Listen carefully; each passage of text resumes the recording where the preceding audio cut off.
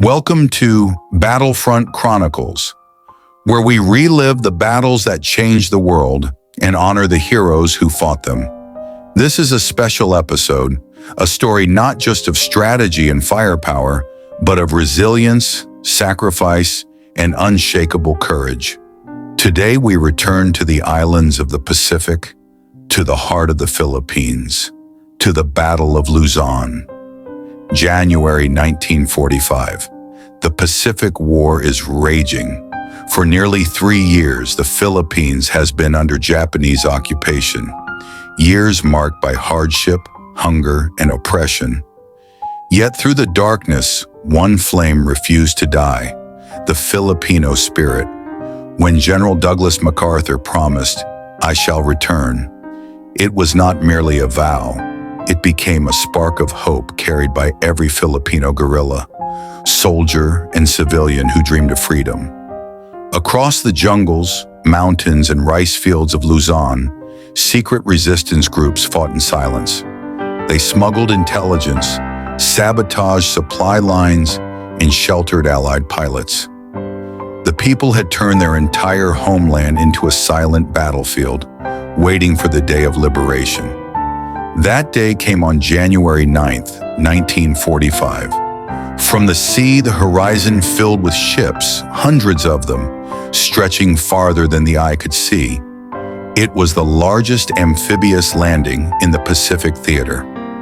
The Allied invasion force numbered more than 175,000 men, mostly Americans, but side by side with them were tens of thousands of brave Filipinos, ready to reclaim their homeland. As the landing craft approached the shores of Lingayen Gulf, the roar of naval bombardment echoed through the mountains. Japanese positions along the coast were pounded relentlessly by battleships and cruisers. The sea shook with every blast. Then amid the smoke and thunder, the landing ramps dropped, and the soldiers surged forward into the waves. The Japanese defenders fought fiercely, but they were outnumbered and outgunned. Many of their coastal guns had already been silenced by the bombardment. By nightfall, the Allies had secured the beaches and established a foothold on Luzon. But the battle was far from over. The Japanese strategy under General Tomoyuki Yamashita, the famed Tiger of Malaya, was not to fight on the beaches, but in the mountains and cities. Yamashita withdrew most of his forces inland, choosing to turn Luzon into a fortress. His plan was brutal yet cunning: delay the Allies as long as possible, make them pay for every inch, and drag the war into a bloody stalemate. The terrain favored the defenders. Mountains rose steeply from the plains, jungles were thick with undergrowth, and countless rivers cut through the island. Every valley became a potential trap, every hill a deadly vantage point. Meanwhile, across the island, Filipino guerrillas intensified their operations. Nearly 200 to 60,000 resistance fighters were active by this time, the largest underground army in Southeast Asia. They guided Allied units through hidden trails, warned them of ambushes, and sabotaged enemy convoys. In some regions, entire villages stood up against Japanese patrols using whatever weapons they could find: machetes, hunting rifles, even farm tools. One American officer later wrote, "Without the Filipino guerrillas, Luzon would have been a death trap. They were our eyes, our hands, and our hearts." By mid-January, the Allied advance pushed southward toward the Central Plains.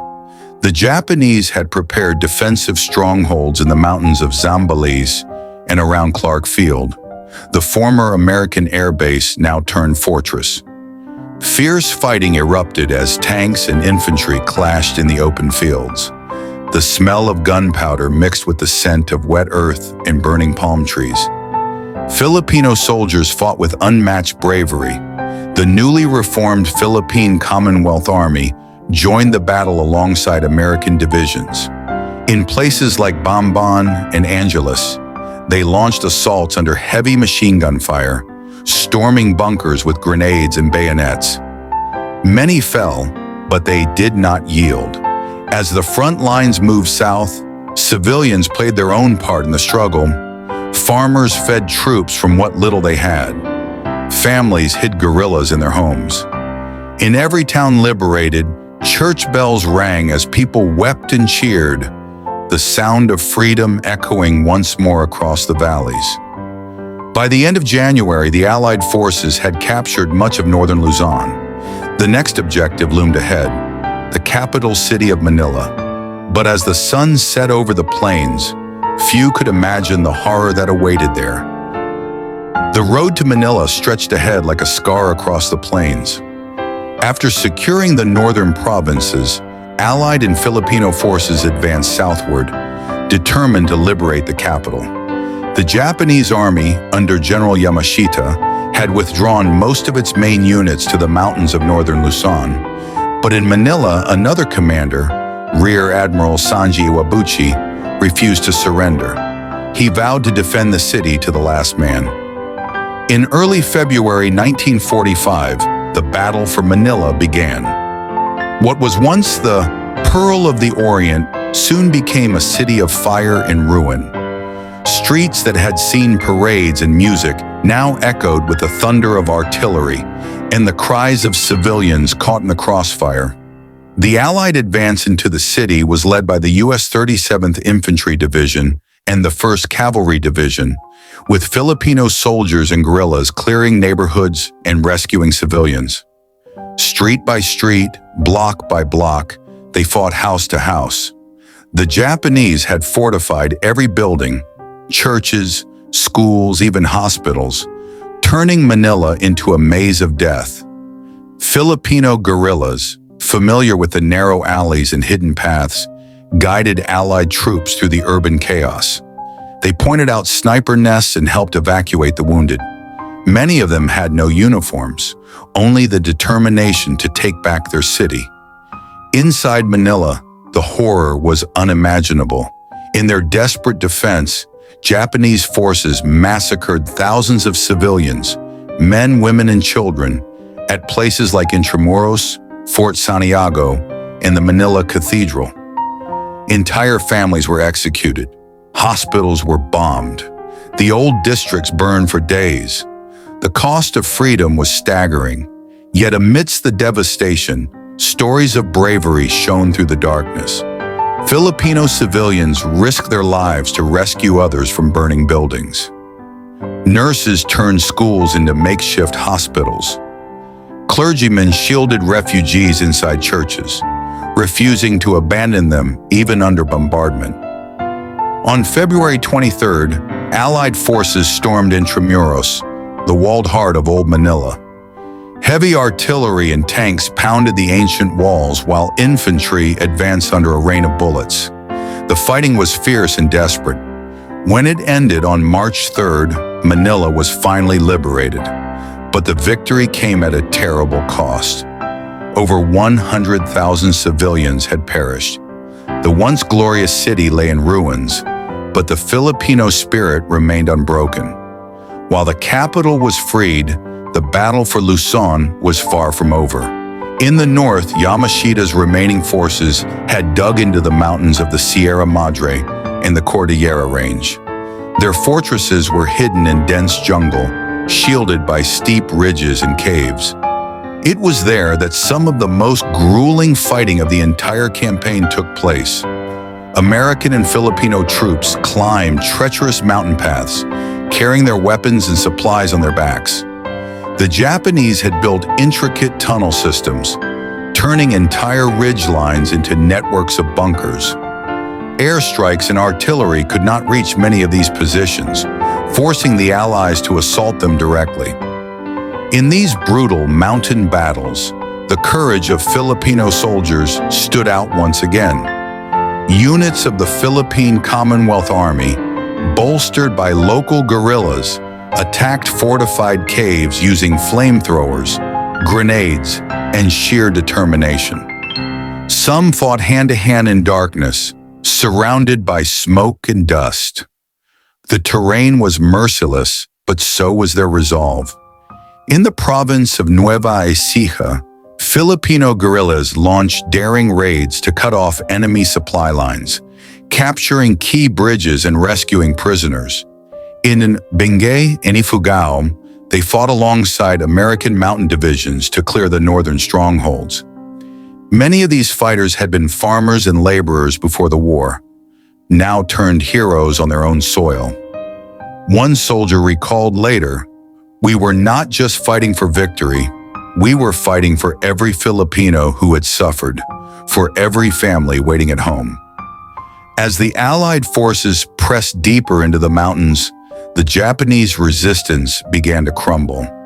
Yamashita's army, starving and cut off, continued to fight with grim tenacity, refusing to surrender. The battle became a war of attrition. One fought as much against the jungle and hunger as against the enemy. By May 1945, the once mighty Japanese defenses in Luzon were collapsing. Thousands surrendered, others fled into the wilderness. General Yamashita himself retreated to Hanggang in Ifugao, where he would later surrender in September after the bombs fell on Hiroshima and Nagasaki. But victory was not measured only in battles won. For the Filipino people, liberation had come at a heartbreaking price. Cities lay in ruins. Families were torn apart. Yet through all the suffering, the courage and unity of the Filipino nation burned brighter than ever before. They had fought not only with weapons, but with their hearts, with faith, hope, and the belief that freedom was worth any sacrifice. The Battle of Luzon was not just a military triumph, it was a testament to the soul of a nation. As the guns fell silent across the mountains, the Filipino flag once again rose over the land. Its colors, red for courage, blue for peace, white for purity, and the golden sun of liberty, fluttered in the wind above a people who had endured the storm and emerged victorious. And though the scars of war would take years to heal, one truth would remain forever: that the Philippines and her brave sons and daughters had stood against tyranny and reclaimed their homeland with honor. The guns had fallen silent. After months of relentless combat, Luzon was free once again. From the shattered streets of Manila to the mist-covered peaks of the Cordilleras, the echoes of war began to fade, replaced by the steady rhythm of rebuilding, of healing, and of remembrance. In the aftermath of the Battle of Luzon, the true magnitude of the struggle became clear. The campaign had been one of the largest in the Pacific Theater, spanning over 200 days and involving more than 500,000 troops. But beyond, numbers lay stories that statistics never capture. The bravery of ordinary Filipinos who stood their ground, the resilience of families who endured the unendurable, and the quiet strength of a nation determined to rise again. Across the countryside, villagers emerged from hiding. They returned to homes reduced to ashes, yet they began to rebuild, bamboo by bamboo, brick by brick. In the ruins of Manila, life slowly returned. Children played where tanks once rolled. Markets reopened amid the debris. The people of the Philippines refused to be broken. General Douglas MacArthur, who had vowed to return, kept his promise, not only in victory, but in the rebuilding that followed. His famous words, "I shall return," had become more than a declaration of war. They had become a promise of hope. Yet even MacArthur himself acknowledged that the victory belonged not to him alone, but to the brave Filipino soldiers and civilians who had fought, bled, and died for their homeland. Many heroes emerged from the Battle of Luzon, some known, many unknown. There were the men of the Philippine Scouts, who charged through artillery fire to rescue pinned-down units. The guerrillas of northern Luzon, who fought deep behind enemy lines, sabotaging railways and supply depots. The nurses and medics who carried the wounded on makeshift stretchers through burning villages. And the countless civilians who, though unarmed, defied occupation by hiding fugitives, feeding soldiers, and keeping alive the spirit of resistance. Each of them played a part in the liberation of their homeland. Each of them reminded the world that the strength of a people cannot be measured by the size of their army, but by the courage in their hearts. By August 1945, the war was drawing to a close. The Japanese Empire, reeling from devastating losses in the atomic bombings, finally surrendered.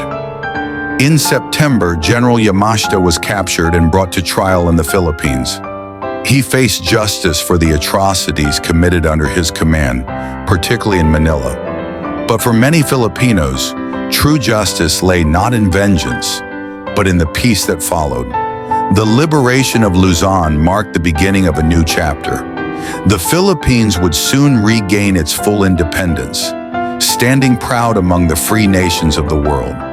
But the memories of war, the pain, the sacrifice, and the unity forged in blood would remain etched forever in the nation's soul. Every year when the wind sweeps through the fields of Pampanga or rustles through the pine forests of Baguio, it carries with it the whispers of those who fought and fell. They are the silent guardians of freedom, the men and women who, in the darkest of times, lit the flame that would guide their country home. To this day, the Battle of Luzon stands as one of the greatest acts of courage in Philippine history. It was more than a military campaign. It was the awakening of a people's undying spirit. And as we remember their sacrifice, we honor not just the fallen, but the living, the generations who carry forward their legacy of bravery, dignity, and love for country.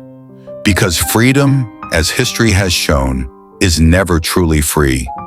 It is paid for with courage.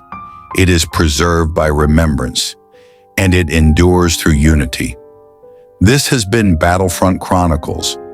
If you found this story inspiring, honor the heroes of Luzon by sharing their courage. Don't forget to like this video, leave a comment to share your thoughts, and subscribe for more powerful stories of history's greatest battles and the people who shaped them. Together, let's keep their memory alive so that the world will never forget the price of freedom and the greatness of those who fought for it. This is Battlefront Chronicles signing off. Until next time, stand proud, remember their valor, and carry the flame of history forward.